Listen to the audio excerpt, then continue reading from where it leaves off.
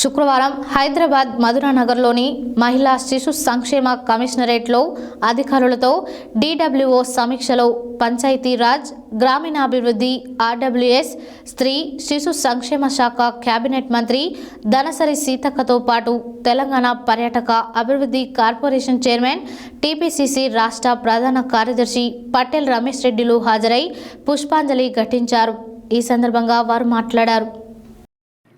శుక్రవారం హైదరాబాద్ మధురానగర్లోని మహిళా శిశు సంక్షేమ కమిషనరేట్లో అధికారులతో DWO సమీక్షలో పంచాయతీరాజ్ మరియు గ్రామీణాభివృద్ధి RWS స్త్రీ మరియు శిశు సంక్షేమ శాఖ కేబినెట్ మంత్రి దనసరి సీతక్కతో పాటు తెలంగాణ పర్యాటక అభివృద్ధి కార్పొరేషన్ చైర్మన్ TPCC రాష్ట్ర ప్రధాన కార్యదర్శి పటేల్ రమేష్ రెడ్డిలు హాజరై పుష్పాంజలి ఘటించారు.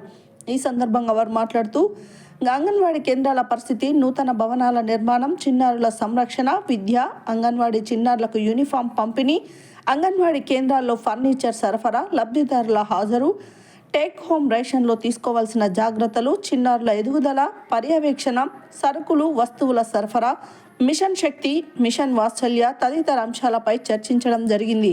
అంగన్వాడీ కేంద్రాల్లో ఎలాంటి చిన్న పొరపాట్లు లేకుండా చూసుకోవాలని అన్నారు. చిన్నారులే ఈ దేశం భవిష్యత్తు, వారిని మంచి పౌరులుగా తీర్చిదిద్దే బాధ్యత మీదే.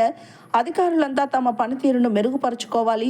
విధుల్లో ఎలాంటి అలసత్వం ఉండకూడదని అధికారులంతా టార్గెట్ను రీచ్ కావాలన్నారు.